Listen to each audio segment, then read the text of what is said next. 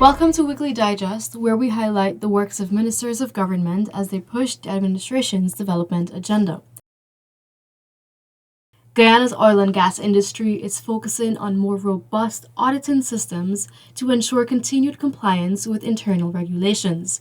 This is according to Senior Minister in the Office of the President with responsibility for finance and public service, Dr. Ashni Singh. Some ministries have an internal audit department, some don't. Some have a small one, some have none at all. And so we are ourselves in government considering how we can better deploy the internal audit capabilities in the Ministry of Finance across the whole of government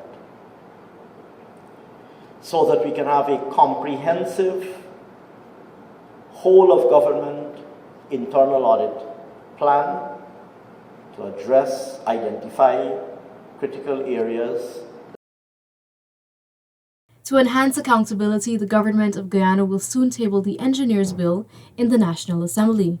Very soon, I'll be tabling in the National Assembly the Engineers Bill. And that will bring a new level of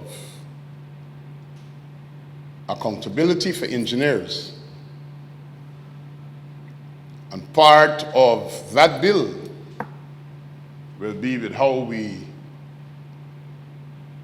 license and remove from being licensed engineers who compromise us. Work is now resumed on the Conversation Tree project by S. Jagmohan Construction and General Supplies, Inc. The previous contractor, Calco Trinidadian Construction Company, has been removed from the site after deadlines have been consistently missed.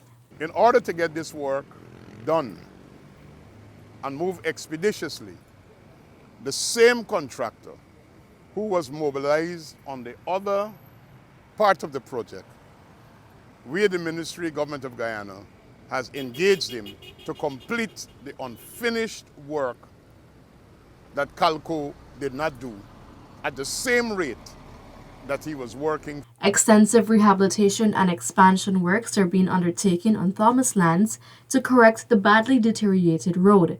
The $397.6 million upgrade will facilitate all categories of vehicles. So this is being upgraded to become a main artery that connects Camp Street with Vicinton Road for all categories of vehicles, because the reality is, whether we told them they could come or not, they are still coming through. So you would realize that it's got two drains on both sides. So we've had an impact on what's going on in terms of the road.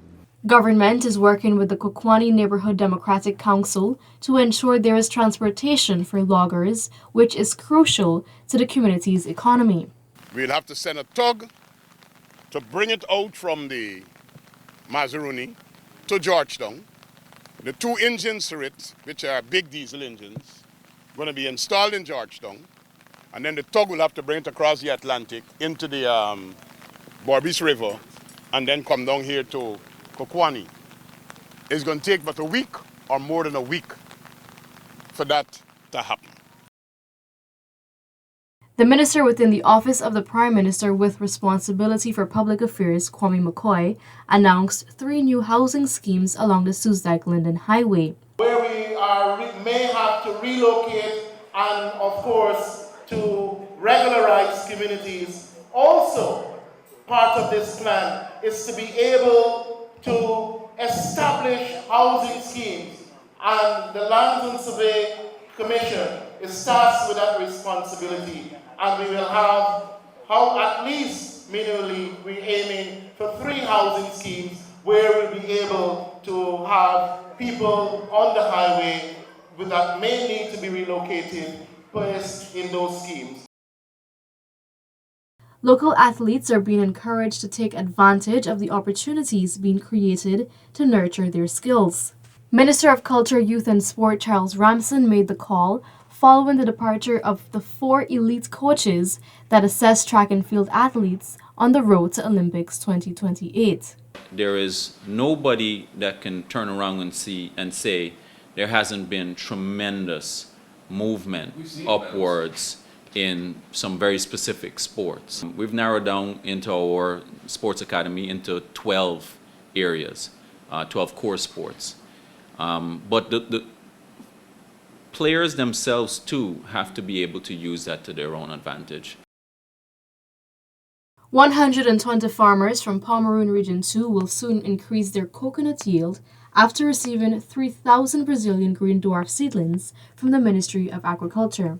This is a high-yielding nut that it will give us approximately 240 coconuts per tree every year. Now we are producing approximately 160 coconuts per tree. This high-yielding nut that we brought and will be distributing to farmers will be producing between 700 and 750 milliliters of water. Also, farmers from Tapakuma and other communities along the Essequibo coast received a $110 million amphibious excavator to increase flood resilience efforts. This machine will help them tremendously in clearing the waterway, the canals, so that they can have proper fresh water in this area. Additionally, farmers in Region 2 have received over $7 million in farming inputs to increase food production.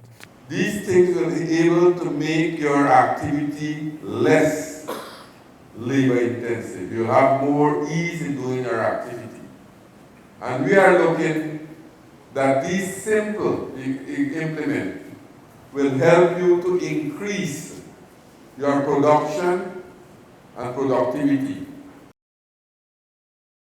The tourism sector is poised to play a central role in the post-petroleum future of Guyana, and government will continue to support the private sector in the development of the industry. Tourism is one of the strategic sectors through which government plans to build a resilient and sustainable economy. Even today, in the nascent stages of our oil and gas economy, we are looking to a post-petroleum future, and tourism is key to that future. Guyana's comprehensive policies have made significant inroads to stamp out illegal fishing. Minister of Natural Resources Vikram Bharat made the assertion during the United Nations Blue Talk series at the UN House. In the past, it was definitely a challenge for us, and I know around the world it's a big challenge for some countries, but I think in Guyana we have managed to deal with that situation. I will not say that we have eradicated totally. I may be wrong to say so, but I can tell you that we have put a lot of systems in place to minimize this illegal practice in our international water, in our marine space. This year's International Building Exposition in Guyana will be bigger and better than last year. Guyana is opening its doors to include 50 more exhibitors and corporate sponsors than last year's event. The expo will provide a platform for entrepreneurs to launch new businesses, expand and showcase existing enterprises. The expo themed Building on the Foundation of Sustainability and Unity will take place from August 8 to 11 at the National Stadium. The International Building Expo has become a household product in Guyana because there is something for everyone. It is a family event as much as it is a corporate event. From the first expo after COVID, our number of exhibitors grew from 356 in 2022 to 450 in 2023. This has brought us to the end of this edition of Weekly Digest. For these and other government-related stories, do log on to our website at dpi.gov.gy and our social media platforms as well. Goodbye.